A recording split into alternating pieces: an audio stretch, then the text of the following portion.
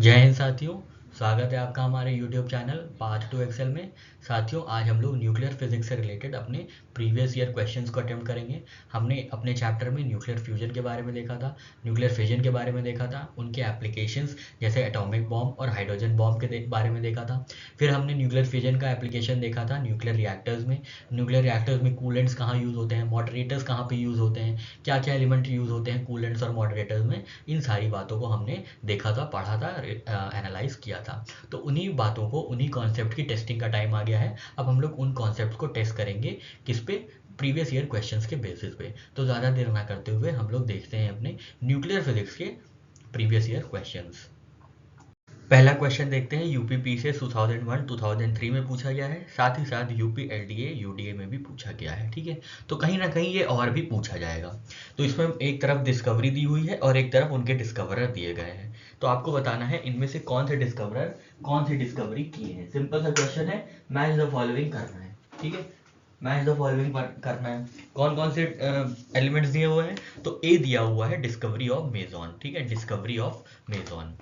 B दिया हुआ है discovery of positron. Option C, statement C दिया हुआ है theory of energy production in sun and stars.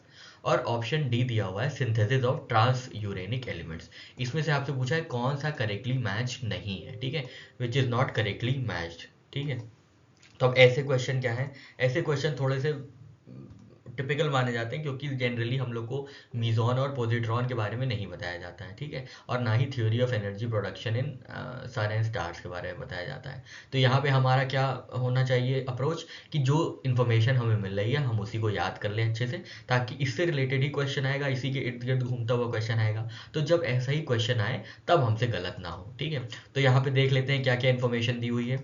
तो यहाँ पे दी हुई है डिस्कवरी ऑफ मेजॉन, देखते हैं सबसे पहले। तो 1935 में मेजॉन को डिस्कवर किया गया था by Japanese physicist Hideki Yukawa. ठीक है, हिडेकी युकावा ने डिस्कवरी की थी मेजॉन की। ठीक है, मेजॉन की डिस्कवरी की थी। पोजिट्रॉन ये क्या है? ये एंटी पार्टिकल है और the antimatter counterpart of electron है। ठीक है, इलेक्ट्रॉन का एंटी पार्टिकल है, उल्टा पार्टिकल है। मतलब इलेक्ट्रॉन में जैसे नेगेटिव चार्ज होता है तो पॉजिट्रॉन में पॉजिटिव चार्ज होता है। ठीक है, तो ये, लेकिन ये प्रोटॉन नहीं है, इलेक्ट्रॉन की सारी प्रॉपर्टीज कैरी करने वाला विद पॉजिटिव चार्ज होता है पोजिट्रॉन। ठीक है, तो पोजिट्रॉन को किसने ढूंढा था? पोजिट्रॉन को ढूंढा गया था CD एंडरसन और UF हेस द्वारा इन 1932। स्पेशल ध्यान दीजिएगा ईयर्स पे, क्योंकि आजकल क्या हो रहा है कि अब ईयर्स भी पूछने लगे हैं कि इलेक्ट्रॉन कब ढूंढा गया था, प्रोटॉन कब ढूंढा गया था, न्यूट्रॉन कब ढूंढा गया था। तो आप सब ये भी थोड़ा सा ध्यान में रखिएगा। फिर 1938 में क्या हुआ था?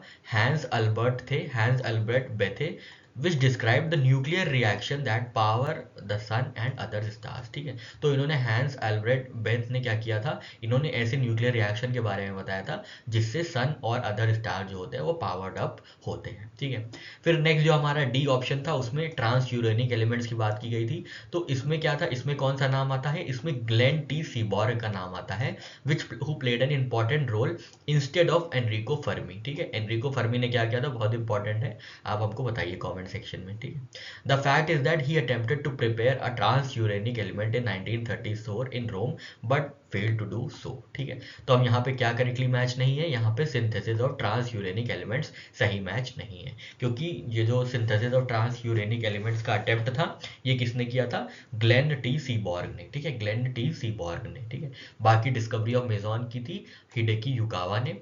डिस्कवरी ऑफ पोजिट्रॉन किसने किया था? डिस्कवरी ऑफ पोजिट्रॉन की गई थी CD एंडरसन और UF हेस द्वारा। और साथ ही साथ theory of energy in the production of theory of energy production in sun and stars किया गया था। किसके द्वारा? तो ये किया गया था एनरिको किसके द्वारा? ग्लेन टी सीबॉर्ग द्वारा। ठीक है, ग्लेन टी सीबॉर्ग द्वारा ये काम किया गया था, एनरिको फर्मी द्वारा काम नहीं किया गया था, ध्यान में रखिएगा। ठीक है, बढ़ते हैं सेकंड नंबर क्वेश्चन की ओर। यूपीपीसीएस प्री 1999 का क्वेश्चन है, इजी क्वेश्चन है। Which of the following is not correct? इसमें भी गलत कथन आपसे पूछा है। ठीक है, not correct. Theory of evolution was propounded by Charles Darwin. ये तो आपको पता ही होगा, इवोल्यूशन की जो थ्योरी थी, इवोल्यूशन की जो थ्योरी दी गई थी वो चार्ल्स डार्विन द्वारा दी गई थी 1809 में। ठीक, ऑप्शन बी कह रहा है the breaking part of nucleus of an atom is called fusion. ठीक है, ये ब्रेकिंग पार्ट क्या फ्यूजन बोला जाता है न्यूक्लियस के एटम को? ये तो हमने पढ़ा है, ये तो बहुत अच्छे से पढ़ा था। तो इसको क्या बोला जाता है, इसको तो फिजन बोला जाता है, ठीक है, इसको फिजन बोला जाता है, ठीक है। हमने आपको बताया था एक अनस्टेबल एलिमेंट होता है, स्टेबल न्यूक्लियस होता है जनरली U35। इसमें क्या होता है, इसमें न्यूक्लियर बॉम्बार्डमेंट हो जाता है, इसमें न्यूक्लियर बॉम्बार्डमेंट किया जाता है। तो ये किस में डिसइंटीग्रेट हो जाता है, आर्टिफिशियल डिसइंटीग्रेशन होता है बेरियम में प्लस क्रिप्टन में, और प्लस 3 एक्स्ट्रा न्यूट्रॉन्स आ जाते हैं, ठीक है, एक्स्ट्रा न्यूट्रॉन्स आ जाते हैं। अब ये क्या हो गया है, ये 236 हो गया है, इसने एक न्यूट्रॉन एब्जॉर्ब कर लिया, ठीक है, U36 हो गया है। अब यहाँ पे ये 3 एक्स्ट्रा न्यूट्रॉन्स है, ये 3 अलग अलग यूरेनियम स्टेबल एलिमेंट्स को जाके, स्टेबल न्यूक्लियस को जाके बॉम्बार्ड करेंगे, उसमें से 3 और निकलेंगे, तो 3 अलग अलग जाके ऐसे ऐसे डिसइंटीग्रेट होंगे और बॉम्बार्ड करेंगे, ठीक है। तो ये डिसइंटीग्रेशन जो होता है, ब्रेकिंग अपार्ट जो होता है, वो फिजन का है, ना कि फ्यूजन का। फ्यूजन में क्या होता है, दो छोटे छोटे हाइड्रोजन न्यूक्लियस होते हैं, स्पेशली आइसोटोप्स होते हैं हाइड्रोजन के, और ये आपस में मिलकर क्या बना लेते हैं, एक बड़ा न्यूक्लियस, हीलियम का न्यूक्लियस, ठीक है, हीलियम का न्यूक्लियस। ये सारी चीजें हमने न्यूक्लियर फिजन और फ्यूजन वाले चैप्टर में देखी है, ठीक है। तो ऑप्शन बी इसका सही होना चाहिए, which of the following is not correct. Option C कह रहा है dry ice is nothing but solid CO2, बिल्कुल सही बात है।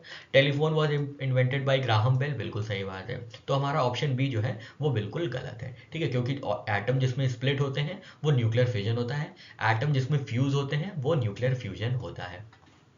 साथ ही साथ हमने देखा था फिजन का क्या काम आता है, फिजन आता है न्यूक्लियर रिएक्टर में, ठीक है, फिजन आता है न्यूक्लियर रिएक्टर के काम में, न्यूक्लियर एनर्जी को प्रोड्यूस करने के लिए फिजन का काम होता है। क्योंकि फिजन क्या होता है, फिजन कंट्रोल किया जा सकता है, ठीक है। कंट्रोल किसकी मदद से किया जा सकता है, तो हमने देखे थे कूलेंट्स देखे थे, कूलेंट्स, और क्या है, एब्जॉर्बिंग रॉड, जैसे कैडमियम की, जिंक की, बोरॉन की। कूलेंट में हमने देखा था हैवी वाटर और कोल्ड वाटर, ये सारी चीज़ें हमने कूलेंट में देखी थी। तो अगर आपने ये वाला चैप्टर नहीं देखा है तो प्लीज़ जाके आप देख लीजिए, उसमें बहुत अच्छे से समझाया गया है, बाकी सारी चीज़ें क्लियर कर दी गई हैं। उसके बाद आप यहाँ आके क्वेश्चन अटेम्प्ट करिए आराम से। नेक्स्ट क्वेश्चन है आपसे, क्वेश्चन नंबर 3 पूछ रहा है, Ernest Rutherford said in a Royal Society that a man will never be able to get nuclear energy, ठीक है। रदरफोर्ड के बारे में हम लोग क्या जानते हैं, रदरफोर्ड साहब जो थे ये पंडित जी थे, इन्होंने नामकरण संस्कार किया था किसका, प्रोटॉन का। प्रोटॉन को ढूंढा किसने था, प्रोटॉन को जन्म दिया था गोल्डस्टीन ने। गोल्डस्टीन थे प्रोटॉन के मम्मी पापा, ठीक है, प्रोटॉन के मम्मी पापा गोल्डस्टीन थे। इन्होंने रदरफोर्ड पंडित जी के पास गए थे कि इनका नामकरण संस्कार कर दीजिए, तो इन्होंने नामकरण संस्कार कर दिया था प्रोटॉन का, ठीक है। दूसरी बात यह है कि इन्होंने न्यूक्लियस ढूंढा था, ठीक है, इन्होंने क्या केंद्र ढूंढा था, न्यूक्लियस ढूंढा था, न्यूक्लियस। न्यूक्लियस के अंदर क्या होता है, न्यूक्लियस के अंदर होता है प्रोटॉन्स प्लस न्यूट्रॉन्स, ठीक है, protons plus neutrons. Proton plus neutrons क्या कहलाते हैं, तो ये मास नंबर कहलाते हैं ना, ये मास नंबर कहलाते हैं। सिर्फ प्रोटॉन क्या कहलाता है, सिर्फ प्रोटॉन कहलाता है एटॉमिक वेट, ठीक है, एटॉमिक वेट। सिर्फ प्रोटॉन क्या कहलाता है, एटॉमिक वेट। न्यूट्रॉन को किसने ढूंढा था, न्यूट्रॉन को चैडविक साहब ने ढूंढा था, कौन से ईयर में, 1919 में। प्रोटॉन को कब ढूंढा गया था, शायद 1913 में, ठीक है, 1913 में। प्रोटॉन को कौन ढूंढा था, तो गोल्डस्टीन ने ढूंढा था। प्रोटॉन पॉजिटिव चार्ज होते हैं, न्यूट्रॉन न्यूट्रल चार्ज होते हैं, ठीक है। इनके इर्द गिर्द एक निगेटिव एलिमेंट रहता है, उसका क्या नाम है, उसका नाम है इलेक्ट्रॉन, जिसको ढूंढा गया था किसके द्वारा, जिसको ढूंढा गया था थॉमसन द्वारा, ठीक है, थॉमसन द्वारा। और नामकरण इनका किया गया था स्टोनी द्वारा, STONEY, ठीक है, थॉमसन द्वारा ढूंढा गया था 1898 में, ठीक है, 1898 में इनको ढूंढा गया था, और स्टोनी द्वारा इनका नामकरण हुआ था। ये इलेक्ट्रिक चार्ज, ये निगेटिव चार्ज होता है, ठीक है, इनके ऊपर क्या होता है, ये निगेटिव चार्ज होता है, ठीक है। तो हमने न्यूक्लियस के बारे में बात कर ली, हमने रदरफोर्ड साहब के बारे में बात कर ली। अब ये कह रहे हैं, रदरफोर्ड साहब कह रहे हैं कि जो इंसान है वो कभी भी न्यूक्लियर एनर्जी नहीं बना पाएगा या रिसीव कर पाएगा, he will not ever be able to get nuclear energy. क्या, क्यों ऐसा था, क्या इनका मानना था कि इन्होंने ऐसा इतना हार्श स्टेटमेंट बोल दिया कि भैया न्यूक्लियर एनर्जी कभी मिल ही नहीं सकती है। He was confident that law of Einstein will fail and volume will not be converted to energy, ठीक है। तो उन्होंने ये स्टेटमेंट दिया था कि एक तो पहली बात ये है कि न्यूक्लियर एनर्जी किसी को नहीं मिल पाएगी, कोई भी इंसान को नहीं मिल पाएगी। क्यों, क्योंकि लॉ ऑफ आइंस्टीन जो था वो फेल हो जाएगा और वॉल्यूम जो है एनर्जी में कन्वर्ट नहीं हो पाएगी, ठीक है। तो इनका रीज़न यही था। उस समय का ये करंट अफेयर्स टाइप का क्वेश्चन था 94 का, इसलिए आपको ज़्यादा इसमें परेशान होने की ज़रूरत नहीं है, ठीक है। According to question both statement and reason are correct and reason is the correct explanation. इन्होंने बस यही एक्सप्लेन किया था कि जो लॉ ऑफ आइंस्टीन है वो फेल हो जाएगा, और लॉ ऑफ आइंस्टीन की मदद से हम लोग न्यूक्लियर एनर्जी डिराइव करते हैं E is equal to mc² की मदद से, ठीक है। हमने आपको न्यूक्लियर फ्यूजन में बताया था कि E is equal to mc² कैसे कनेक्टेड होता है। ये मास डिफेक्ट होता है जिसकी वजह से एनर्जी रिलीज होती है, ठीक है, जिसकी वजह से एनर्जी रिलीज होती है। छोटा सा मास डिफेक्ट रहता है पर इसके ये मल्टीप्लाई हो जाता है स्पीड ऑफ लाइट के साथ, जिसकी वजह से एनर्जी बहुत ज़्यादा रिलीज हो जाती है फ्यूजन में, ठीक है। तो ये यही कह रहा है volume will not be converted to energy, ठीक है, ये गलत बोल दिए थे, ठीक है। ऑप्शन क्वेश्चन नंबर 4 पे बढ़ते हैं। यूपीपी से 2009 का क्वेश्चन है। ये कह रहे हैं one of these particles is claim to have invented which rebut the Einstein theory of relativity, ठीक है। तो ये इसमें से एक पार्टिकल है जिन्होंने आइंस्टीन थ्योरी ऑफ रिलेटिविटी को क्या किया था, रिबट कर दिया था, इनको दोषी ठहरा दिया था या इनको गलत ठहरा दिया था, आइंस्टीन थ्योरी ऑफ रिलेटिविटी को गलत बता दिया था। ये कौन सा पार्टिकल था, ठीक है। अब ऐसे क्वेश्चन आते हैं तो लेट गो ही कर देना चाहिए कि भैया क्या ही बता, इतना इतना डीप में तो हम लोग पढ़ेंगे भी नहीं, ठीक है। हम लोग को बस बेसिक जानकारी लेनी है, जनरलिस्ट हैं, कोई यहाँ स्पेशलिस्ट थोड़ा ना बनना है। तो इसका सही आंसर है माइक्रोवेव फोटोन। माइक्रोवेव फोटोन ऐसी चीज़ थी जिन्होंने क्या किया था, जिन्होंने ये बोला था कि जो फोटॉन्स हैं वो स्पीड ऑफ लाइट से भी ज़्यादा तेज भागते हैं, ठीक है। ये क्या बोले थे कि स्पीड ऑफ लाइट से भी तेज ज़्यादा फोटॉन भागते हैं। This would be direct violation of key content of Einstein special theory of relativity that states that nothing under any circumstance can exceed the speed of light, ठीक है। तो microwave photon की जो स्पीड थी वो light से भी ज़्यादा तेज थी, और आइंस्टीन की थ्योरी ऑफ रिलेटिविटी कहती है कि सबसे ज़्यादा स्पीड जो है अभी तक ऑब्जर्व फिनोमिनन में वो है लाइट की, ठीक है, वो है लाइट की, वो है लाइट की। पर इन्होंने क्या किया, इन्होंने माइक्रोवेव फोटोन को ढूंढ के क्या बोल दिया कि आइंस्टीन साहब गलत है, और उससे भी तेज हमने एक पार्टिकल ढूंढा है जिसका नाम होता है माइक्रोवेव फोटोन, ठीक है। तो बस यही बात है, देख लेते हैं एक्सप्लेनेशन। यहाँ पे एक्सप्लेनेशन दिया हुआ है the two physicist Günter Nimtz and Alfons Stahlhofen of University of Koblenz, Germany claimed that they had propelled microwave photons faster than speed of light.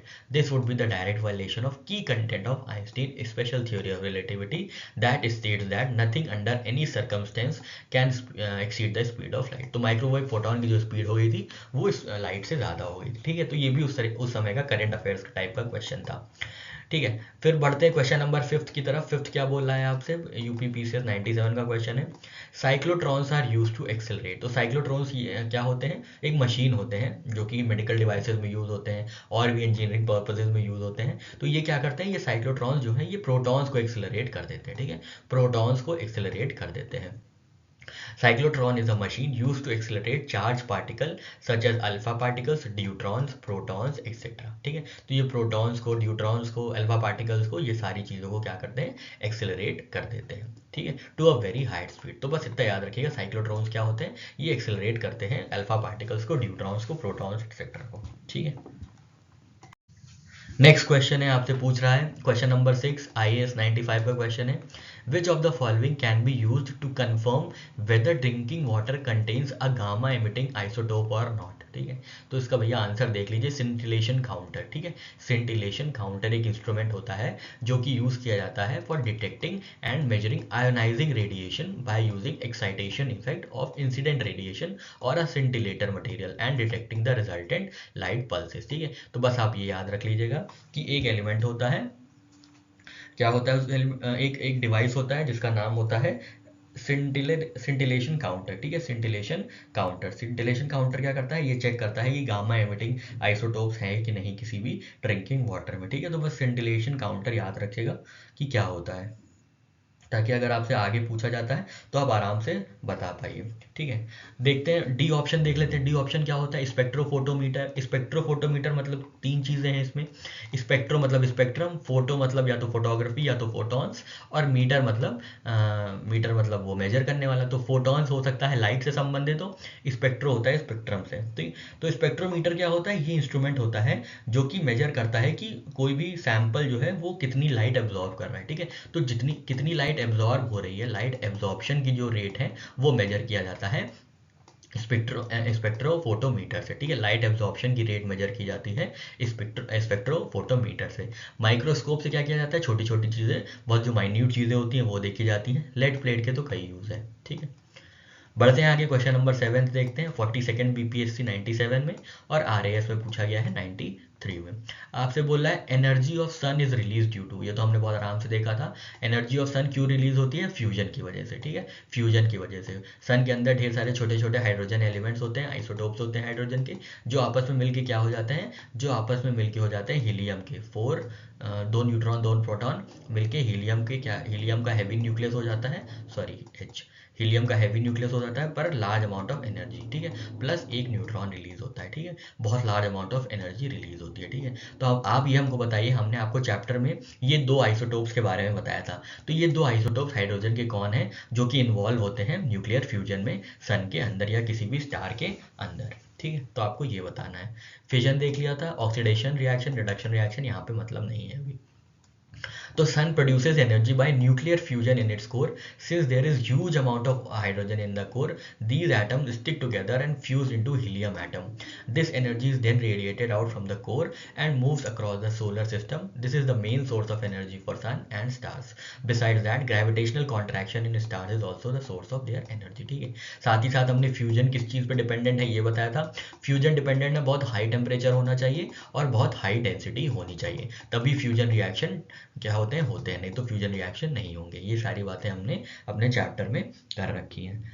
आगे बढ़ते हैं, 8th नंबर क्वेश्चन लेते हैं, देखते हैं stars obtain their energy from, अभी देखा nuclear fusion से लेते हैं और ग्रेविटेशनल कॉन्ट्रैक्शन से लेते हैं, ठीक है। तो दो ये बातें याद रखिएगा कि स्टार कैसे एनर्जी ऑब्टेन करते हैं, ऑब्वियसली न्यूक्लियर फ्यूजन से और ग्रेविटेशनल कॉन्ट्रैक्शन से, ठीक है। इसी तरीके से 9th जो सवाल है और 10th जो सवाल है वो भी रिपीटेड है, आप पढ़िएगा।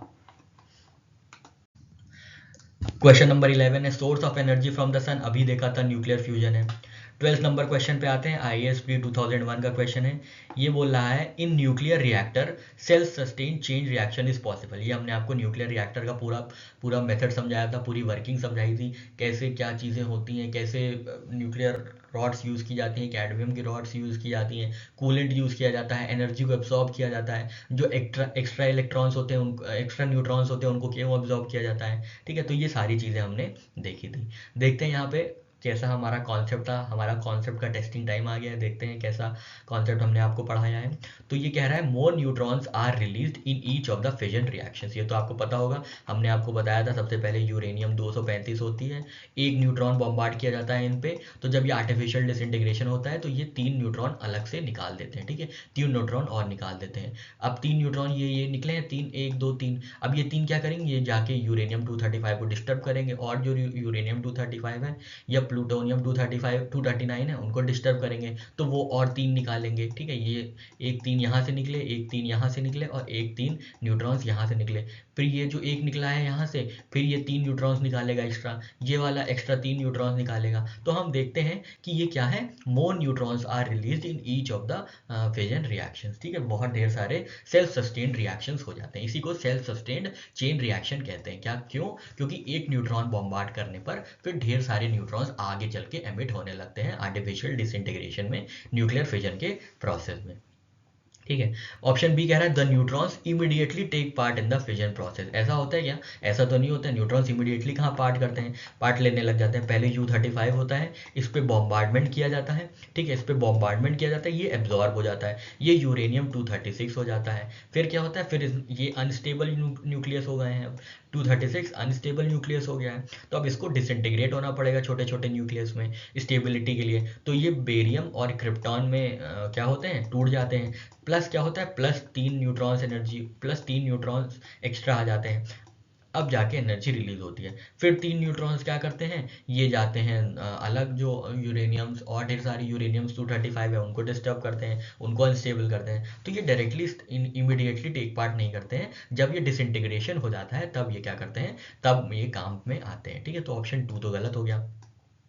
देखते हैं स्टेटमेंट 3 क्या कह रहा है, the fast neutrons are slowed down by graphite. हाँ, ये हमने देखा था अपने न्यूक्लियर रिएक्टर्स में कि ग्रेफाइट की जो रॉड्स होती हैं वो हाई या फास्ट मूविंग इलेक्ट्रॉन्स को, फास्ट मूविंग न्यूट्रॉन्स को कैसे स्लो डाउन कर देती है, आधी चीज़ें एब्जॉर्ब कर लेती है, उनकी स्पीड को मॉडरेट कर देती है। तो ये ग्रेफाइट यूज़ होता है, ठीक है। ग्रेफाइट की जगह, ग्रेफाइट के साथ साथ क्या यूज़ होता था, तो ग्रेफाइट के साथ हमने देखा था बेरिलियम यूज़ होता था, लाइट वाटर यूज़ होता था, ड्यूट्रियम या heavy water, deuterium oxide heavy water use होता था, था। ये सारी चीज़ें मॉडरेटर के तौर पे यूज़ की जाती थी।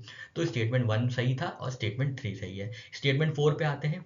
Every neutron released in the fission reaction initiates further fission.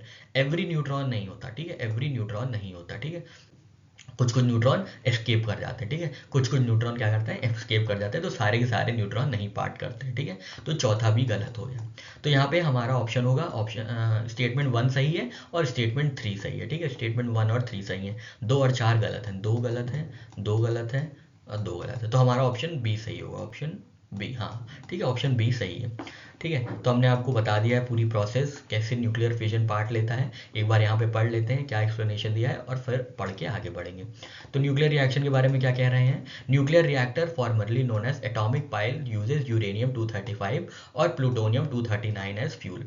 When this fissile atomic nucleus absorbs a neutron it may undergo nuclear fission, इसी को कहते हैं artificial disintegration. The heavy nucleus splits into 2 और more lighter nuclei, जैसे barium है, krypton है, ठीक है, releasing kinetic energy, gamma radiation and free neutrons. To reduce the speed of neutrons in this reaction, light water, deuterium oxide या heavy water, graphite और beryllium is use as moderator. ठीक है, तो ये मॉडरेटर के तौर पे यूज किए जाते हैं। आप हमको बताइए कमेंट सेक्शन में कि कूलेंट के तौर पे किसको यूज किया जाता है, कौन से एलिमेंट्स को कूलेंट के तौर पे यूज किया जाता है।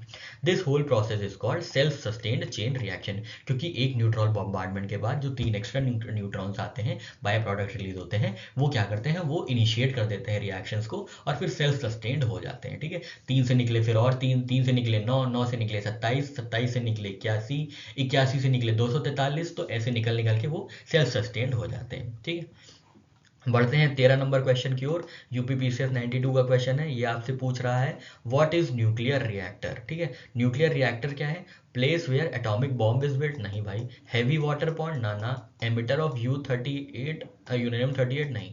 मॉलिक्यूलर फर्नेस होता है, ये सही बात है, ये मॉलिक्यूलर फर्नेस होता है, बस याद रखिएगा मॉलिक्यूलर फर्नेस होता है। ठीक है, यहाँ पे दिया भी हुआ है, ये कैसे नाम से जाना जाता है, ये एटॉमिक पाइल के नाम से जाना जाता है या मॉलिक्यूलर फर्नेस के नाम से जाना जाता है न्यूक्लियर रिएक्टर। नेक्स्ट क्वेश्चन है उत्तराखंड पीसीएस 2016 का क्वेश्चन है, देखते हैं। क्वेश्चन 14 बोल रहा है which one is not associated with nuclear fission. ठीक है, न्यूक्लियर फिजन के साथ कौन एसोसिएटेड नहीं है, देख लेते हैं। स्टेटमेंट ए कह रहा है न्यूट्रॉन इंड्यूस्ड न्यूक्लियर रिएक्शन, ये हमने देखा था, न्यूट्रॉन बॉम्बार्ड किया जाता है अनस्टेबल न्यूक्लियस में, फिर वो अनस्टेबल हो जाता है और फिर सेल्फ सस्टेन्ड चेन रिएक्शन हो जाता है, तो ये तो सही है, ये आंसर नहीं होगा। ऑप्शन बी कह रहा है एनर्जी जनरेशन इन स्टार्स, नहीं भाई, ये न्यूक्लियर फ्यूजन से होता है, जहाँ 2 छोटे छोटे आइसोटोप्स होते हैं हाइड्रोजन के, वो आपस में आके मिलते हैं और वो हीलियम न्यूक्लियाई हैवी न्यूक्लियस में कन्वर्ट हो जाते हैं, हीलियम के न्यूक्लियस में बन जाते हैं, हैवी न्यूक्लियस में बन जाते हैं। तो वो क्यों, क्योंकि ये छोटे छोटे आपस में आके फ्यूज हो गए हैं, मिल गए हैं और ज़्यादा अब बड़े हो गए हैं, न्यूक्लियस बड़ा हो गया है। ठीक है, तो ऑप्शन बी सही होना चाहिए। देख लेते हैं और option.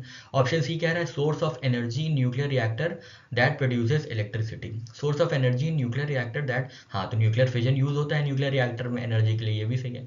एनर्मस energy is release in atomic bomb, ये भी सही है। तो इसका आंसर जो होगा, आंसर जो है वो बी है। ठीक है, जो कौन एसोसिएटेड नहीं है न्यूक्लियर फिजन से, फिजन से न्यूट्रॉन एसोसिएटेड है, न्यूक्लियर रिएक्टर एसोसिएटेड है और एटम बॉम्ब एसोसिएटेड है। हमने जब न्यूक्लियर फिजन पढ़ाया था आपको, फिर हमने आपको एटॉमिक बॉम्ब का एप्लीकेशन भी पढ़ाया था, कैसे एटम बम से चीज़ें होती हैं और कैसे large amount of energy release होती है। फिर हमने आपको न्यूक्लियर फ्यूजन बताया था और उसके बाद हमने उसका एप्लीकेशन आपको हाइड्रोजन बॉम्ब में दिखाया था। ठीक है, सब याद है ना आपको, ठीक है, चलिए अच्छी बात है, आगे बढ़ते हैं। देख लेते हैं एक बार आंसर बी का जो एक्सप्लेनेशन है।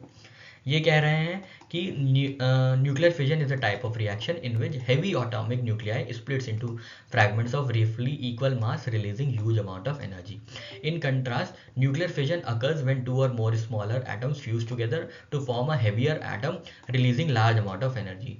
Neutron induced nuclear reaction, nuclear reactors producing electricity and atomic bomb are based on nuclear fission reaction, whereas energy generation in the star is due to nuclear fusion। ठीक है, बढ़ते हैं आगे, question number लेते हैं 15, UP ARO का है। देखते हैं न्यूक्लियर फ्यूजन के बारे में पूछ रहा है। ठीक है, they work on the principle of fusion fission of heavy nuclei, नहीं, fusion of heavy nuclei. They usually have tokamak design. हाँ, न्यूक्लियर रिएक्टर्स की एक डिज़ाइन होती है जिसको टोकामैक बोलते हैं, ठीक है। न्यूक्लियर रिएक्टर्स की डिज़ाइन होती है tokamak design. They operate at very high temperature. हमने आपको बताया था न्यूक्लियर फ्यूजन के दो कंडीशंस होते हैं, एक तो very very very high temperature और एक तो very very very high density. तो डेंसिटी भी बहुत हाई होनी चाहिए और टेम्परेचर भी बहुत हाई होना चाहिए, ठीक है। और ये सारी चीज़ें हमें सन में मिलती हैं, स्टार्स में मिल जाती हैं, जहाँ पे बहुत हाई टेम्परेचर रहता है और बहुत हाई डेंसिटी रहती है, ठीक है। तो पहला वाला ऑप्शन तो गलत, पहला वाला स्टेटमेंट गलत हो गया। ऑप्शन 2 और ऑप्शन 3 सही है, मतलब स्टेटमेंट 2 और स्टेटमेंट 3 सही है। देखते कहाँ है ये। ओनली 1 एंड 2 नहीं, 1 गलत है। ओनली 1 एंड 2 गलत है। ओनली 2 एंड 3, ऑल 3 नहीं सही है। ओनली 2 एंड 3, ऑप्शन सी सही है, ठीक है। ऑप्शन 3 सही है, ठीक है। तो याद रखिएगा न्यूक्लियर फ्यूजन की जो डिज़ाइंस होती हैं वो टोकामैक डिज़ाइंस होती हैं, ठीक है। टोकामैक डिज़ाइंस होती है, ये बात आप याद रखिएगा, टोकामैक डिज़ाइंस होती हैं।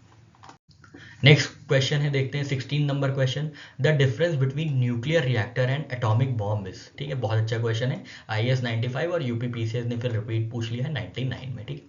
न्यूक्लियर रिएक्टर और एटॉमिक बॉम्ब, पहले तो हमको ये देखना होगा कौन से प्रिंसिपल पे काम करते हैं। तो ये फिजन के प्रिंसिपल पे काम करते हैं, ठीक है। फिजन के प्रिंसिपल पे काम करते हैं। क्या होता है, न्यूट्रॉन्स का बम्बार्डमेंट होता है, फिर न्यूट्रॉन्स का बाय प्रोडक्ट रिलीज होता है। स्टेबल न्यूक्लियर जब अनस्टेबल हो जाता है तो न्यूट्रॉन्स बाय प्रोडक्ट रिलीज होते हैं और फिर वो रिलीज होते चले जाते हैं, सेल्फ सस्टेन्ड चेन रिएक्शन होता जाता है, ठीक है। तो ये अब यहाँ पे डिफरेंस आता है कंट्रोल्ड सेल्फ सस्टेन्ड रिएक्शन या अनकंट्रोल्ड सेल्फ सस्टेन्ड रिएक्शन, ठीक है। न्यूक्लियर फिजन की सबसे अच्छी बात है कि ये सेल्फ सस्टेन्ड है, ठीक है। तो ये बात आपको हमेशा याद रखनी है कि सेल्फ सस्टेन्ड रिएक्शन है। अब कंट्रोल्ड है तो क्या होगा, कंट्रोल्ड है तो वो न्यूक्लियर रिएक्टर में काम आ जाएगा, ठीक है। कंट्रोल्ड है क्योंकि हमें छोटे छोटे अमाउंट से, छोटे छोटे न्यूट्रॉन से, छोटे छोटे अमाउंट ऑफ न्यूट्रॉन से न्यूक्लियर एनर्जी प्रोड्यूस करनी है, which in turn will produce electricity.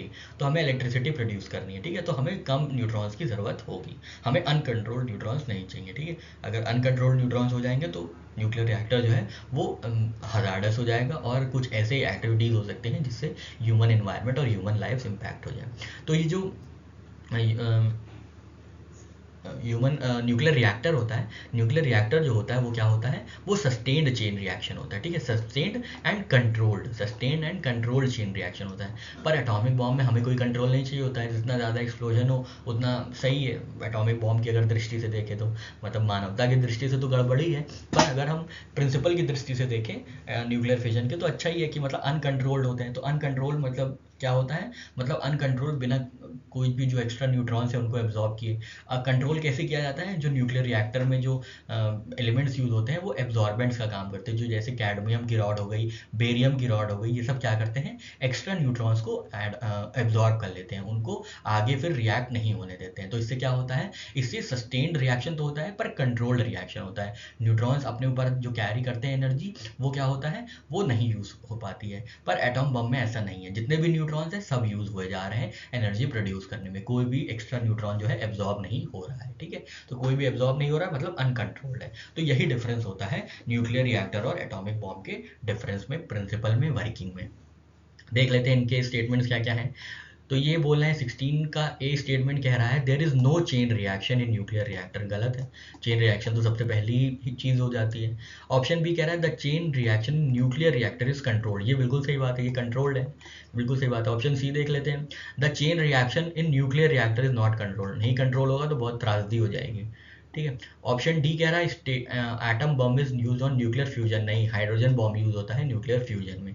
Where is in nuclear reactor nuclear fission occurs. Nuclear reactor की बात सही है पर एटम बम की बात गलत है। तो ये ऑप्शन बी सही होना चाहिए, ठीक है। ऑप्शन बी सही होगा, ठीक है। हमने आपको बताया क्यों सही होगा, पढ़ लेते हैं। The chain reaction process used in nuclear reactors and atomic atom bombs both release vast amount of energy, but the manner in which energy is controlled and utilized is different in both the cases.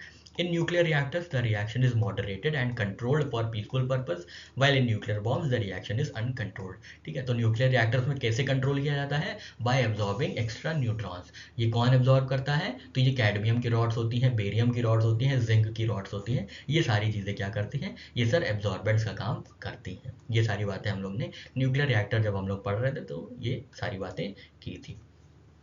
बढ़ते हैं UPPCS pre 21 की question की ओर 17 number पे। ये UP RO ARO में भी पूछा गया 2016 मेंस में। ये बोल रहा है with reference to radioactivity, ठीक है, रेडियो एक्टिविटी के रेफरेंस में बात हो रही है, ठीक है। रेडियो एक्टिविटी किसने ढूंढी थी? 1896 में हेनरी बेक्वेरेल साहब ने ढूंढी थी, ठीक है, हेनरी बेक्वेरेल साहब ने ढूंढी थी, ठीक है, रेडियो एक्टिविटी। रेडियो एक्टिविटी में कौन कौन से रेडिएशंस होते हैं? अल्फा रेडिएशंस एमिट होते हैं, gamma radiation, beta radiations emit होते हैं और गामा रेडिएशंस एमिट होते हैं। गामा रेडिएशंस न्यूट्रल होते हैं, बीटा रेडिएशन जो होते हैं ये इलेक्ट्रॉन कैरी करते हैं तो नेगेटिव हो जाते हैं। अल्फा पार्टिकल्स क्या करते हैं? पॉजिटिव चार्ज कैरी करते हैं। इनके जो चार्ज होता है almost equal to helium nucleus होता है, ठीक है। ये सारी बातें हमने देखी थी अपनी। तो यहाँ पे हमने रेडियो एक्टिविटी की बात कर ली और रेडियो एक्टिविटी से संबंधित कुछ जरूरी चीज़ों के बारे में बात कर ली। अब हम लोग क्वेश्चन पे आ जाते हैं। क्वेश्चन क्या कह रहा है? Radioactivity is nuclear property. बिल्कुल सही बात है, ये तो न्यूक्लियर प्रॉपर्टी है। नेक्स्ट बोला है आपसे hydrogen bomb is prepared on the principle of nuclear fusion. ना भाई, हाइड्रोजन बॉम्ब जो है फ्यूजन के प्रिंसिपल पे होता है, जहाँ पे हाइड्रोजन क्या है, इनके दो आइसोटोप्स होते हैं हाइड्रोजन के। आप नाम बताइएगा आइसोटोप्स के हाइड्रोजन का जो इन्वॉल्व होते हैं न्यूक्लियर फ्यूजन में। दो छोटे छोटे आइसोटोप्स होते हैं इनके हाइड्रोजन के जो आपस में मिलकर एक हैवी न्यूक्लियस बनाते हैं जिनका नाम होता है हीलियम। हीलियम न्यूक्लियस बहुत हैवी न्यूक्लियस होता है and vast amount of energy is produced, ठीक है, vast amount of energy is produced, ठीक है। तो हाइड्रोजन बॉम्ब जो है बहुत ज़्यादा खतरनाक है एटॉमिक बॉम्ब से, और क्या है, ये फ्यूजन के प्रोसेस से बनाया जाता है, ये फ्यूजन के प्रोसेस पे काम करता है, ठीक है। तो ऑप्शन 2 गलत, स्टेटमेंट 2 गलत है, स्टेटमेंट 1 सही है। देख लेते हैं ओनली 1, हाँ ऑप्शन ए एकदम सही है, ठीक है। Radioactivity is a nuclear phenomenon in which an unstable atomic nucleus undergoes a decay. In this process unstable atomic nucleus loses energy by radiation. In this process of spontaneous emissions of alpha, beta, gamma radiations from the nuclei of an atom. Hence statement 1 is correct. Statement 2 is incorrect as hydrogen bomb is prepared on the principle of nuclear fusion in which nuclei of isotopes of hydrogen combine under extremely high pressure to form helium nucleus, ठीक है। तो ये बात आपको याद रखनी है। Next question है क्वेश्चन नंबर 18, IASP 2022 का क्वेश्चन है, लेटेस्ट क्वेश्चन है, देखते हैं और बहुत ध्यान से देखिएगा, हो सकता है इस बार रिपीट हो जाए किसी ना किसी एग्जाम में। स्टेटमेंट 1 कह रहा है monazite is a source of rare earth element, ठीक है, बिल्कुल सही बात है। मोनाजाइट का नाम आपने सुना ही होगा, केरला और तमिलनाडु के बाउंड्रीज में पाया जाता है, कोस्टल बाउंड्रीज में पाया जाता है, थोड़ा थोड़ा पार्ट श्रीलंका में भी पाया जाता है। मोनाजाइट क्या है? इसमें मोनाजाइट सैंड है, इसमें थोरियम एलिमेंट्स मिलते हैं, थोरियम जो यूज होते हैं न्यूक्लियर रिएक्शंस में, ठीक है। तो मोनाजाइट जो है ये सोर्स है रेयर अर्थ एलिमेंट्स का, ठीक है। मोनाजाइट कंटेन्स थोरियम, बिल्कुल सही बात है, अभी हमने आपको बताया monazite contains thorium. Option statement 3 कह रहा है monazite occurs naturally in the entire Indian coastal Sands in India. ना भाई, ये मान लीजिए अगर कोस्टल ये इंडिया का कोस्टल पार्ट है तो सिर्फ ये यहाँ पे कहीं पे केरला में और थोड़ा थोड़ा पार्ट तमिलनाडु में मिलता है, ठीक है, और कुछ यहाँ पे पार्ट है श्रीलंका का, वहाँ पे मिलती है, ठीक है। ये पूरी ईस्टर्न कोस्ट खाली है, पूरी ईस्टर्न कोस्ट खाली है, यहाँ पे मोनाजाइट नहीं मिलता है। स्टेटमेंट 4 कह रहा है, तो स्टेटमेंट 3 हमारा गलत हो गया। स्टेटमेंट 4 कह रहा है in India government bodies only can process और एक्सपोर्ट मोनाजाइट, ठीक है। तो ये बात अभी सही है क्योंकि मोनाजाइट के अंदर क्या है, जो है रेयर अर्थ एलिमेंट्स है, इसलिए गवर्नमेंट ने अपना कंट्रोल बना रखा है। तो ऑप्शन 4 भी, स्टेटमेंट 4 सही है। तो थर्ड स्टेटमेंट गलत है, 1, 2 और 4 सही है। 1, 2, 4 कहाँ है? 1, 2, 3 नहीं, 3 गलत है, 3 गलत है, 1, 2, 4 ऑप्शन बी सही है, ठीक है, ऑप्शन बी सही है, डी गलत है, ठीक है। थर्ड स्टेटमेंट हमारा गलत हो जाता है। Monazite is a complex reddish brown phosphate, ठीक है, ऑफ थोरियम। मोनाजाइट क्या है? तो याद रखिएगा ये फॉस्फेट है, ठीक है। मोनाजाइट क्या है? ये फॉस्फेट है, इसको हाईलाइट कर लीजिए आप, ठीक है। मोनाजाइट क्या है? एक सेकंड, इसको हाईलाइट कर देते हैं येलो से ताकि जब आप पढ़ें तो आपको याद रहे। मोनाजाइट क्या है? ये रेडिश ब्राउन फॉस्फेट है of thorium and rare earth minerals and this is radioactive in nature. Monazite is bearing economic heavy mineral deposits are found along coastal and inland placer sands of the country. However, monazite is not found in entire Indian coastal sands. Atomic Minerals Directorate for Exploration and Research, constituent unit of Department of Atomic Energy, has so far established 12 million tons of monazite contained in 130 deposits of coastal beach sander parts in Kerala, Tamil Nadu, Odisha, Andhra Pradesh, Maharashtra, Gujarat and the inland alluvium parts of Jharkhand, West Bengal and Tamil Nadu, ठीक है। तो यहाँ पे मिल रहे हैं, ठीक है। तो एंटायर कोस्टल सैंड तो नहीं हुआ ना, ठीक है, गोवा जैसे नहीं हुआ, गोवा नहीं हुआ, कर्नाटका है, कर्नाटका भी नहीं है, तो एंटायर कोस्टल तो नहीं हो पाया एंटायर कोस्टल एरियाज में। These deposits have been form naturally due to littoral action of sea waves coupled with wind action. In India private firms are restricted from processing and exporting monazite. Monazite is a strategic mineral and cannot be sold in commercial market. It is prescribed substance to be handled by Department of Atomic Energy. Indian Rare Earth Limited, a government of India undertaking under DEA and KMML, a Kerala state government undertaking, are actively engaged in mining and processing of beach sand materials from placer deposits. ठीक है, तो IREL ये जो की processing entity है, ठीक है, is the only entirely processing monazite to produce thorium and rare earth compounds. ठीक है, तो आपको ये बात याद रखनी है कि कुछ कुछ जगहों पे थोरियम मोनाजाइट सैंड्स मिल रही हैं, जैसे कि केरला में, तमिलनाडु में, उड़ीसा, आंध्र प्रदेश में, महाराष्ट्र, गुजरात के एरिया में, और इनलैंड पार्ट में भी मिल रही है, जैसे झारखंड में, वेस्ट बंगाल में और तमिलनाडु में। ठीक है, और ये बात आपको याद रखनी है। नेक्स्ट क्वेश्चन देखते हैं, क्वेश्चन नंबर 19 है, यूपी लोअर सब 2003 में पूछा गया है और राजस्थान एडमिनिस्ट्रेटिव सर्विसेज 92 में पूछा गया है, मतलब पूछा नहीं है, सॉरी।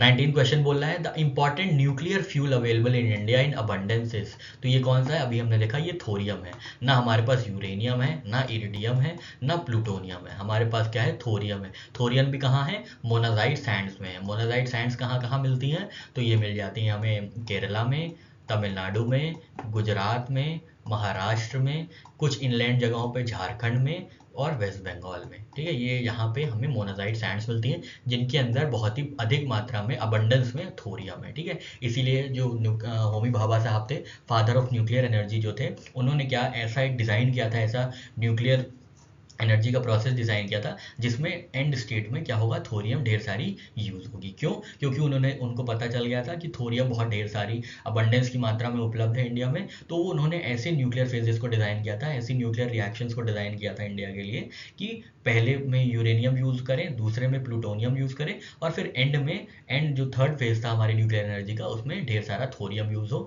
ताकि हमारी जो एनर्जी डिपेंडेंसी है वो बिल्कुल ना रहे। तो इसलिए थोरियम जो है बहुत हाईली अबंडेंस में अवेलेबल है इंडिया में। ठीक है, ये बात आप याद रखिएगा। India is one country that has an abundance of important economic nuclear thorium. ठीक है, according to department of atomic energy, the resource estimates of monazite principal source of thorium in India are at 12.73 million ton in 2020। ठीक है, तो बात याद रखिएगा आप। 20th question देखते हैं, उत्तराखंड पीसीएस 2006 का क्वेश्चन है, radioactive element which has been found to have large reserves in India is thorium. ठीक है, थोरियम है। ठीक है, नेक्स्ट क्वेश्चन है हमारा, क्वेश्चन नंबर 21 देखते हैं, IAS प्री 2012 का क्वेश्चन है। ये आपसे पूछ रहा है, to meet its rapidly growing energy demand, some have opened that India should pursue research and development on thorium as future fuel of nuclear energy। ठीक है, तो थोरियम को क्यों यूज़ करने के लिए बोला जा रहा है, क्योंकि एक तो इंडिया में अबंडेंस में अवेलेबल है, साथ ही साथ ये है क्या है, एक और इसकी बहुत अच्छी प्रॉपर्टी है कि ये वेस्ट बहुत कम जनरेट करता है, न्यूक्लियर वेस्ट जो जनरेट होते हैं वो कम होते हैं, और साथ ही साथ ये यूरेनियम के कंपैरिजन में ज़्यादा एनर्जी प्रोड्यूस करता है। ठीक है, यूरेनियम के कंपैरिजन में ज़्यादा एनर्जी यूज़ करता है। ठीक है, पर यूनिट मास जो होता है यूरेनियम का, उससे ज़्यादा एनर्जी प्रोड्यूस करता है थोरियम। ठीक है, तो इसलिए थोरियम को यूज़ किया जाता है, ये एडवांटेज है। ठीक है, ये उस समय के पेपर में बहुत ज़्यादा हाईलाइट किया गया था। ठीक है, उस समय न्यूज़पेपर्स में काफ़ी ज़्यादा रिसर्च एंड डेवलपमेंट की बात हो रही थी, तो उसमें ये 3 एडवांटेजेस बहुत अच्छे से बताए गए थे, तो उसी के बेसिस पे ये क्वेश्चन पूछा गया था। ऑप्शन 1 स्टेटमेंट 1 कह रहा है thorium is far more abundant in nature than uranium, ये तो बिल्कुल सही बात है। अब स्टेटमेंट 2 कह रहा है, on the basis of per unit mass of mined mineral thorium can generate more energy compare to natural uranium, बिल्कुल सही बात है। और ऑप्शन 3 कह रहा है, स्टेटमेंट 3 कह रहा है, thorium produces less harmful waste compare to uranium, बिल्कुल सही बात है। ये तीनों ही सही है, तो option D is the right answer. ठीक है, तो देख लेते हैं, थोरियम क्या है, ये मोर अबंडेंट है in earth crust than uranium at a concentration of 0.006% versus 0.00018% for uranium. On the basis of per unit of mass mined mineral, thorium can generate more energy compared to natural uranium. ये बात हमने देखी है। Thorium cycles exclusively allow thermal breeder reactors. ये last में thermal breeder reactors use होंगे as opposed to fast breeders. Fast breeders जो है इंडिया के सेकेंड फेज में, सेकेंड न्यूक्लियर एनर्जी के सेकेंड फेज में यूज होते हैं फास्ट ब्रीडर रिएक्टर्स। उसके बाद थर्मल ब्रीडर रिएक्टर्स यूज होते हैं, क्योंकि इसमें थोरियम का प्रोड्यूस होता है। Thorium cycle doesn't irradiate uranium 238 and therefore doesn't produce trans uranic bigger than uranium's atoms like plutonium and americium या curium. These trans uranics are the major health concern. ठीक है, तो यहाँ पे बहुत अच्छा एक्सप्लेनेशन दिया है कि क्यों नहीं करते हैं। ठीक है, क्यों ये एनर्जी वेस्ट नहीं प्रोड्यूस करते हैं, क्योंकि क्या होता है, क्योंकि थोरियम जो है, this thorium cycle doesn't irradiate uranium 238। ठीक है, इरेडिएट नहीं करते हैं यूरेनियम 238 को, इसीलिए क्या होता है, ट्रांस यूरेनिक एलिमेंट्स जैसे कि प्लूटोनियम, अमेरिशियम और क्यूरियम नहीं प्रोड्यूस होते हैं। ये बहुत ज़्यादा मेजर हेल्थ कंसर्न वाले न्यूक्लियर वेस्ट होते हैं। ठीक है, तो ये क्या करते हैं, ये बहुत सही चीज़ मिल गई है हम लोग को बताने के लिए कि ऐसा क्यों होता है कि न्यूक्लियर वेस्ट क्या है, कम प्रोड्यूस हो रहे हैं थोरियम बेस्ड न्यूक्लियर रिएक्टर्स में व्हेन कंपेयर्ड विद इनके साथ, थोरियम के साथ। तो थोरियम वाले जो न्यूक्लियर रिएक्टर्स हैं वो क्यों अच्छे हैं और क्यों यूज़ किए जाने चाहिए, ये बहुत अच्छी बात इन्होंने यहाँ पे बताई है। ठीक है, तो यहाँ पे इरेडियम U38 नहीं होता। इरेडिएट मतलब U38 जो होता है, यूरेनियम 238 जो होता है वो डिसइंटीग्रेट नहीं होता है। मतलब डिसइंटीग्रेट नहीं होता मतलब टूटता नहीं है ट्रांस यूरेनिक एलिमेंट्स में, जैसे प्लूटोनियम हो गया, अमेरिशियम हो गया और एक क्यूरियम हो गया। इस और यही तीन जो होते हैं सबसे इंपॉर्टेंट ट्रांस यूरेनिक एलिमेंट्स जो प्रोड्यूस होते हैं वो सबसे ज़्यादा मेजर हेल्थ कंसर्न देते हैं। ठीक है, तो जब यही नहीं प्रोड्यूस होंगे, जब इसका इरेडिएशन ही नहीं होगा, थ्योरियम इसको इरेडिएट ही नहीं करते हैं, इनको तोड़ते ही नहीं है, तो क्या होगा, ऐसे ट्रांस यूरेनिक एलिमेंट्स ही नहीं प्रोड्यूस होंगे और जो न्यूक्लियर वेस्ट है वो कम प्रोड्यूस होगा। ठीक है, आशा करते हैं आपको चीज़ें समझ में आ गई होंगी। बढ़ते हैं आगे। नेक्स्ट क्वेश्चन है क्वेश्चन नंबर 22, IAS प्री 2023 में पूछा गया है, पिछले साल का क्वेश्चन है, एकदम लेटेस्ट क्वेश्चन है। तो ये बोल रहे हैं statement 1, India despite having uranium deposits depend upon coal for most of the energy production. ठीक है, तो इंडिया में आपको ये पता होगा थोड़े थोड़े यूरेनियम डिपॉजिट्स पाए जाते हैं, जैसे आंध्र प्रदेश हो गया, झारखंड में भी एक माइंस मिली थी काफ़ी बड़ी जहाँ पे यूरेनियम ढेर सारे मिले थे, तेलंगाना में मिलता है, राजस्थान में मिलता है। तो यूरेनियम ऐसा नहीं हमारे यहाँ मिलता नहीं है। ठीक है, यूरेनियम की अच्छी खासी डिपॉजिट है इंडिया में। ठीक है, इंडिया में अच्छी खासी डिपॉजिट है, लेकिन कोल पे क्यों डिपेंडेंट है, क्योंकि कोल ईजिली अवेलेबल है। ठीक है, कोल क्या है, इजीली अवेलेबल है और कोल को जनरेट करने के लिए जो प्रोसेस है वो बहुत ज़्यादा इजी है compared with nuclear reactor processes. ठीक है, न्यूक्लियर रिएक्टर में तो बहुत हानिकारक ये बातें होती कि एमिशंस होते हैं। ठीक है, एमिशंस होते हैं, न्यूक्लियर एमिशंस बहुत ज़्यादा दिन तक लोगों को हार्म करते हैं, जिसकी वजह से क्या होता है, न्यूक्लियर रिएक्टर्स को सेटअप करने में थोड़ा सा ज़्यादा परेशानी और खतरा होता है compared with coal thermal plants. ठीक है, थर्मल पावर प्लांट्स। ठीक है, thermal power plants easy to set up है, ज़्यादा कुछ डेंजरस चीज़ें नहीं होती, बस उनका यही है कि वो पोल्यूशन करते हैं। ठीक है, कार्बन एमिशंस करते हैं, सल्फर डाइऑक्साइड एमिशंस करते हैं, जिसकी वजह से क्या होता है, पोल्यूशन होती है। ठीक है, बस, और इससे ज़्यादा और कुछ नहीं होता। ये ऐसे कोई मटेरियल्स नहीं, इनके कोई कोल वेस्ट नहीं होता है जिसकी वजह से ह्यूमन लाइफ के ऊपर हानिकारक इम्पैक्ट हो। ठीक है, तो ये India despite having uranium deposits depend upon coal for most of its electricity production. ठीक है, बिल्कुल सही बात है। ठीक है, ये सही बात हो गई, ऑप्शन स्टेटमेंट 1 जो है ये सही बात है। स्टेटमेंट 2 देखते हैं क्या कह रहा है। स्टेटमेंट 2 कह रहा है uranium enriched to an extent of at least 60% is required for the production of nuclear energy। ठीक है, ये बहुत ज़्यादा है भैया, यूरेनियम 60% नहीं एनरिचमेंट, यूरेनियम लगभग 5 से 7% या 3 से 7% तक भी एनरिच हो गया तो uranium is good enough for production of electricity. ठीक है, तो ये अगर 0.7% से 20% तक भी बीच में हो गया एनरिच्ड तो क्या होगा, तो ये यूरेनियम यूज़ किया जा सकता है इलेक्ट्रिसिटी प्रोडक्शन के लिए। तो ऑप्शन 2 गलत है। ठीक है, ऑप्शन 2 गलत है, स्टेटमेंट 2 गलत है मतलब, और स्टेटमेंट 1 सही है। देख लेते हैं, both statement 1 and statement 2 are correct, नहीं। ऑप्शन बी कह रहा है both statement 1 are statement 2 correct, नहीं। ऑप्शन सी कह रहा है statement 1 is correct but statement 2 is incorrect, ये बिल्कुल सही है, ऑप्शन सी सही है। ठीक है, ऑप्शन सी सही है। देख लेते हैं इसका एक्सप्लेनेशन क्या है, अच्छा एक्सप्लेनेशन होगा, कुछ सीखने को ही मिलेगा। Across the country the atomic minerals directorate for exploration and research a constituent unit of department of atomic energy has established इतना टन्स ऑफ इंडिया इन, मतलब लगभग 47 यूरेनियम डिपॉजिट्स हैं इंडिया में। कहाँ कहाँ, आंध्र प्रदेश में है, तेलंगाना में है, झारखंड में है, मेघालय में है, राजस्थान, कर्नाटका, छत्तीसगढ़, उत्तर प्रदेश, उत्तराखंड, हिमाचल प्रदेश, मतलब मेजर पार्ट ऑफ इंडिया में तो मिल ही रहा है झारखंड। ठीक है, however in India major production production of electricity is achieved through coal-based thermal power plants, which is 48.6% of installed power generation capacity as per data end of February end 2024। तो फरवरी के अंत तक 2024 तक लगभग 48% जो हम बिजली प्रोड्यूस करते हैं वो कोल के माध्यम से एमिट करते हैं, कोल के माध्यम से रिलीज करते हैं या प्रोड्यूस करते हैं। तो statement 1 is correct. Uranium enriched to concentrations above 0.7% but less than 20% uranium is defined as low enriched uranium. Most civil and commercial nuclear reactors use about 3 to 5% uranium 25 for production of electricity। तो हमने आपको बताया था 3 से 5% तक जो होता है यूरेनियम एनरिच हो जाता है, तो क्या होता है, तो इलेक्ट्रिसिटी प्रोड्यूस हो जाती है। Uranium enrich to more than 20% क्या होते हैं, फिर वो यूज होते हैं न्यूक्लियर वेपन्स में, ठीक है। तो 20% तक तो आप इसको सिविल पर्पस के लिए यूज कर सकते हैं, सिविल और कमर्शियल पर्पस के लिए। जैसे ही 20% के बाद ये एनरिचमेंट हुआ तो ये आप फिर न्यूक्लियर पर्पस के लिए, ये फिर आप मतलब वेपन्स पर्पस के लिए इसको यूज किया जाएगा, ठीक है। Which can be use in nuclear weapons. All HU is weapon usable, highly enriched uranium जिसको कहा जाता है, but lower the enrichment level greater the amount of material required to achieve a critical mass, the amount of material required to build a bomb. States with nuclear weapons typically use so-called weapon grades high enriched uranium, which is typically defined as 90% enrichment हो जाता है, ठीक है। 90% enrichment हो जाता है, तो सोचिए कितना बड़ा ये लोग वेपन्स जनरेट कर देते होंगे, ठीक है। तो स्टेटमेंट 2 इसलिए इनकरेक्ट हो जाता है, ठीक है, क्योंकि यूरेनियम एनरिचमेंट जो रिक्वायर होता है प्रोडक्शन ऑफ इलेक्ट्रिसिटी में वो होता है 3 से 5%। 20% से ज़्यादा हो जाएगा तो फिर वेपन्स पर्पस के लिए यूज होने लगेगा, ठीक है। नेक्स्ट क्वेश्चन देखते हैं, क्वेश्चन नंबर 23 RASP 93 का क्वेश्चन है। ये बोल रहा है which of the following element is not included as nuclear fuel. Nuclear fuel में कौन इंक्लूडेड नहीं है। कैडमियम देख लेते हैं ऑप्शन, थोरियम होता है ना, थोरियम बिल्कुल होता है, प्लूटोनियम होता है P239 हमें पता था, यूरेनियम होता है यूरेनियम 235 या 236, ठीक है। तो कैडमियम नहीं होता है, ठीक है। कैडमियम कहाँ पे यूज होता है, कैडमियम का यूज होता है न्यूक्लियर रिएक्टर में to absorb excess of neutrons, ठीक है। यहाँ पे कैडमियम का यूज होता है। देखिए यहाँ पे लिखा है cadmium rods are used as neutron absorber in nuclear reactor control rods and sheets, ठीक है। तो कैडमियम का काम ये होता है। बढ़ते हैं आगे, 24 नंबर क्वेश्चन छत्तीसगढ़ PCS 2003 का है।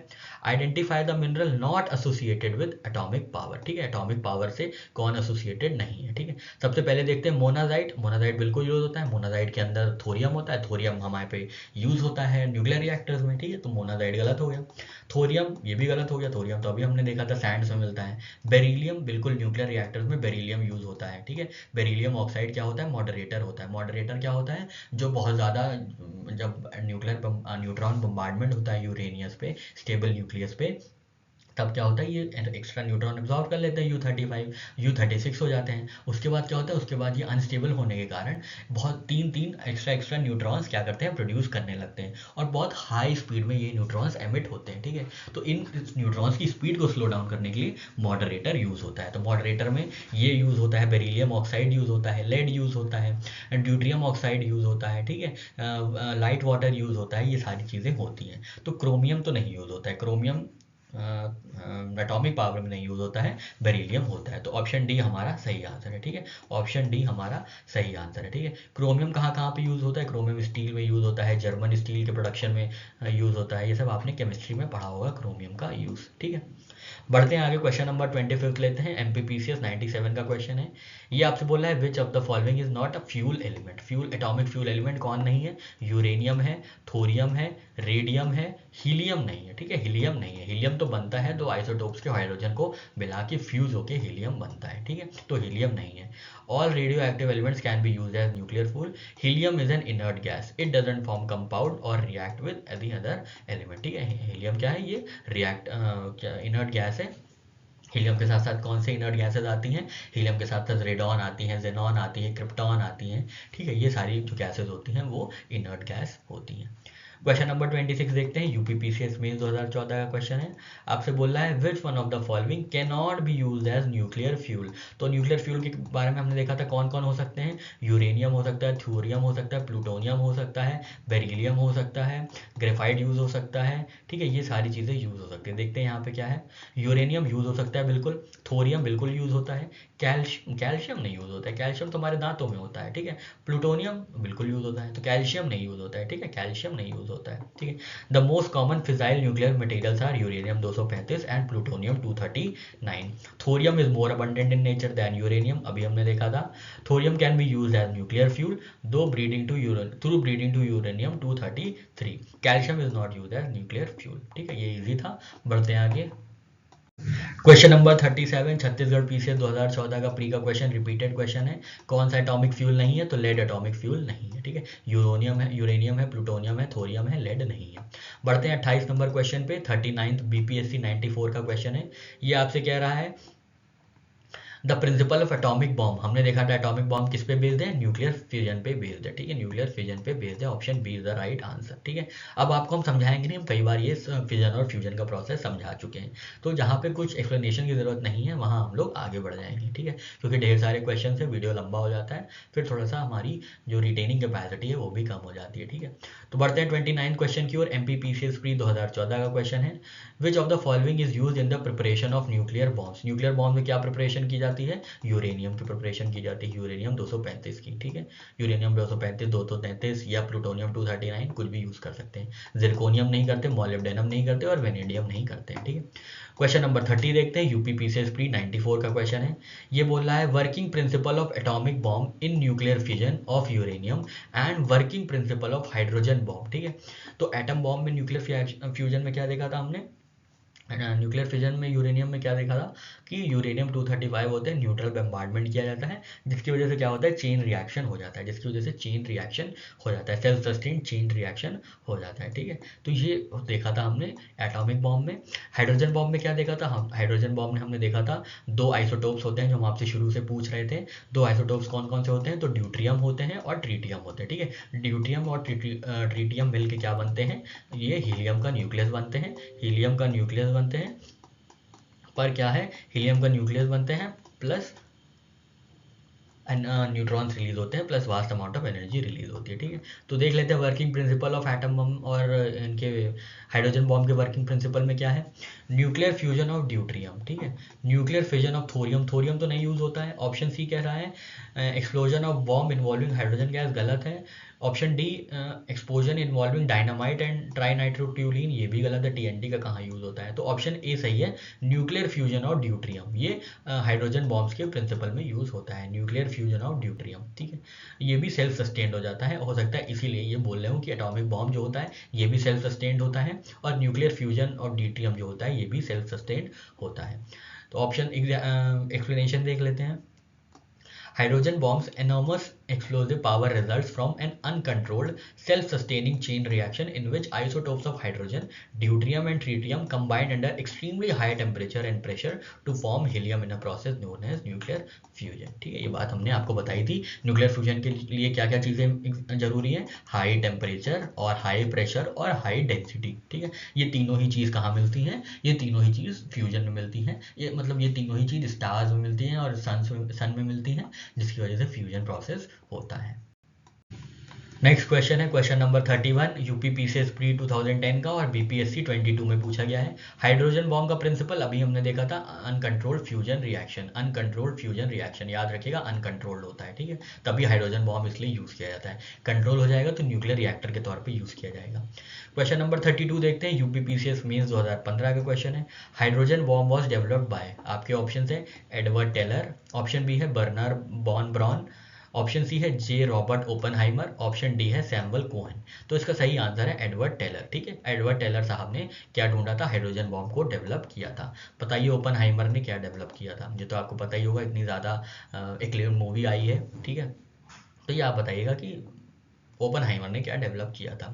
तो Edward Teller, one of the most famous scientist of 20th century, was known as father of hydrogen bomb, ठीक है। तो इनको फादर ऑफ हाइड्रोजन बॉम्ब के नाम से जाना जाता था, एडवर्ड टेलर को। इन्होंने क्या किया था? इन्होंने 1952 में हाइड्रोजन बॉम्ब की डिस्कवरी की थी, ठीक है, याद रखिएगा 1952 में, ठीक है। आगे बढ़ते हैं, क्वेश्चन नंबर 33 लेते हैं। 33 यूपीपीसीएस 2009 और बीपीएससी 2022 में पूछा गया है। ये बोल रहे हैं कि एनरिच यूरेनियम क्या होता है, ठीक है। एनरिच यूरेनियम क्या होता है? जिसमें रेडियो एक्टिविटी जो आइसोटोप की होती है वो आर्टिफिशियली इंक्रीज कर दी जाती है न्यूट्रल बॉम्बार्डमेंट से, ठीक है। तो ये हो जाता है एनरिच यूरेनियम। देखते हैं ऑप्शन ए क्या है। ऑप्शन ए कह रहा है uranium sticks lead in particular shell, नहीं भाई। ऑप्शन बी कह रहा है natural uranium in which radioactive isotope is increase artificially, ठीक है। यूरेनियम 235 को बढ़ा के 236 कर दिया जाता है न्यूट्रल बॉम्बार्डमेंट से, इसी को एनरिच यूरेनियम कहते हैं। ऑप्शन सी क्या है, mixture of natural uranium thorium, गलत है। क्रोमियम कोटेड यूरेनियम स्टिक्स, ये भी गलत है, तो option B is right. Enriched uranium is type of uranium in which proportion of U-30-35 isotope has been increased from natural level by process of isotope separation। तो ये होता है enriched uranium। Question number 34 देखते हैं, Chhattisgarh PCS 2013 का है। The ultimate product of radio active disintegration of uranium is, तो ये लेड होता है, ठीक है, ये बात आप याद रखिएगा। Uranium is the first in a long chain of radioactive elements that decay until stable lead is formed, until stable lead is formed, ये बात आप याद रखिएगा, ठीक है। ये कहीं भी बुक में नहीं मिलती, ये एक्स्ट्रा क्वेश्चन हम लोग को पता चल जाता है। तो यूरेनियम अल्टीमेटली स्टेबल कैसे होता है, ये लेड फॉर्मेशन पे स्टेबल होता है, ठीक है। हमने आपको बताया था न्यूट्रॉन बॉम्बार्डमेंट होता है पहले तो स्टेबल न्यूक्लियस पे, यूरेनियम 235 पे न्यूट्रल बॉम्बार्डमेंट होता है, न्यूट्रन बॉम्बार्डमेंट होता है, ठीक है। न्यूट्रन बॉम्बार्डमेंट हुआ, फिर इन्होंने ऑब्जॉर्व किया, अब ये 236 हो गया, ठीक है, यूरेनियम 236 हो गया, अब ये अनस्टेबल हो गया। तो ये स्टेबल इनकी एंड कहाँ होती, जब ये लेड फॉर्म कर लेते हैं, लेड फॉर्म कर लेंगे तब क्या होगा, तब इनकी स्टेबिलिटी आ जाएगी, ठीक है।